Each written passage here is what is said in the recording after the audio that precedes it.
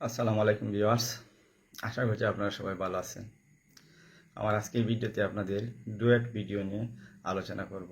ফেসবুকে অনেক বন্ধুরা দেখি ডুয়েট ভিডিও আপলোড করেন, আবার অনেক বন্ধুদের বলতে শুনি যে ডুয়েট ভিডিও আপলোড করলে নাকি মনিটাইজেশন পাওয়া যায়। আবার কখনো কখনো এটাও শুনি যে যদি 2-4টি লাইভ করা যায় প্রতিদিন তাহলেও নাকি মনিটাইজেশন পাওয়া যায়। আসলে এই কোনো কিছুই কিন্তু মনিটাইজেশন পাওয়ার কোনো শর্ত নয়।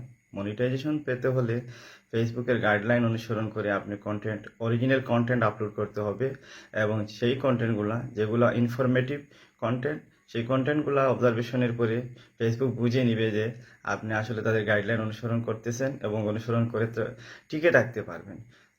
এভাবে কয়েকদিন তারা পর্যবেক্ষণ করবে, পর্যবেক্ষণের পরেই কিন্তু মনিটাইজেশন দেওয়া হয়।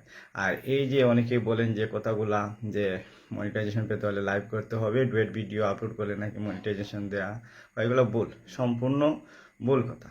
যাক, তারপরে আরও একটি কথা বলতে চাই, ডুয়েট ভিডিও যদি করতেই চান, কিন্তু ডুয়েট ভিডিওর কিছু নিয়ম আছে। আমরা যখন ভিডিও কিংবা রিল আপলোড করি তখন দেখা যায় সেটিংয়ে গেলে দেখা যায় রিমিক্স ভিডিও। আপনার যদি রিমিক্স ভিডিও অপশন অফ করা থাকে বা অন্য কারো যদি ভিডিও রিমিক্স অপশন অফ করা থাকে তাহলে আপনি ডুয়েট ভিডিও তৈরি করতে পারবেন না। আর যদি কারো এই অপশনটি ওপেন করা থাকে তাহলে এটি ক্লিক করে আপনি ডুয়েট ভিডিও অংশগ্রহণ করতে পারেন। এখানে আপনার ভিডিও পাশাপাশি অন্যের যে ভিডিওটা আছে ওই ভিডিওতে আপনি হয় আপনার রিয়াকশান অথবা অন্য কোনো ধরনের বক্তব্য কথা উপস্থাপন করতে পারেন। তো কিন্তু তারপর একটা গুরুত্বপূর্ণ কথা থেকে যায় যে অনেকেই কিন্তু কপিরাইট লঙ্ঘন করেন। যেমন অনেকে সফটওয়্যার মাধ্যমে ডুয়েট ভিডিও তৈরি করেন, অন্যের ভিডিও বিভিন্ন জায়গা থেকে এনে সেগুলাতে নিজে ডুয়েট ভিডিও তৈরি করেন। এগুলা কিন্তু ফেসবুকে আপলোড করলে ফেসবুক আপনাকে করে দিতে, পার্মানেন্টলি ব্লক করে দিতে পারে, অথবা আপনার যদি মনিটাইজেশন থেকে থাকে সেটাও আপনাকে বাতিল করে দিতে পারে। তো আশা করছি আপনারা বুঝতে পারছেন। ডুয়েট ভিডিও দিতে পারেন, সমস্যা নেই, কিন্তু আপনি ওই সকল ডুয়েট ভিডিও দিতে পারবেন যাদের রিমিক্স অপশন অন করা আছে। আপনি সেখানে ঢুকে এগুলোতে দিতে পারেন। অন করা আছে মানে আপনি সেটা থেকে চাইলে ডুয়েট ভিডিও তৈরি করতে পারেন।